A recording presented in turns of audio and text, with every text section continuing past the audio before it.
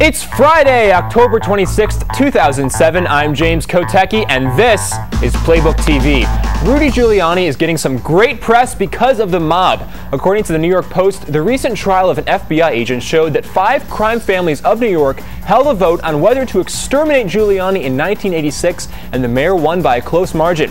The mayor himself also noted on the Mike Gallagher radio show that when he was a U.S. attorney in the 80s, there was a contract out to kill him for $800 grand, but after 5.5 years on the job, they put out another contract for only $400 grand. Slacking on the job, I guess. But not every seedy criminal wants to kill Giuliani. Some have endorsed him for president. Nikki, Mr. Untouchable Barnes, and Frank Superfly Lucas have both praised Giuliani for his principles. The former mayor got an early release for Mr. Untouchable when he, the criminal, ratted out 100 drug dealers and murderers. This praise comes as a movie about them called American Gangster is due out November 2nd.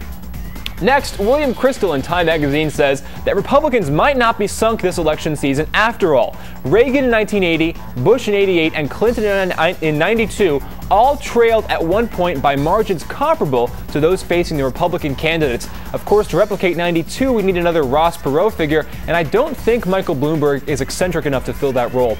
Also, Crystal notes that the Democratic nominees have less experience in government than the potential Republican candidates. That may be true, but if people care so much about experience, explain to me how I got this job.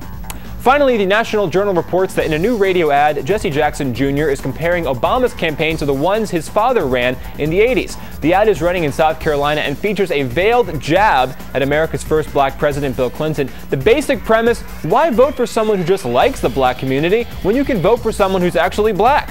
Unfortunately for Jesse Jackson Sr., his blackness was probably what cost him the nomination. He lost the Wisconsin primary in 1988 because his support among white voters was much lower than the polls indicated it would be. I guess some Americans just like their black presidents to be white. Well, that's it for today's hit. Check out Politico.com/playbook for more stories, including this question that's been on the minds of many Americans as of late. Is Stephen Colbert better than Jon Stewart? And don't worry, it's not personal, it's strictly business. Right here on Playbook TV.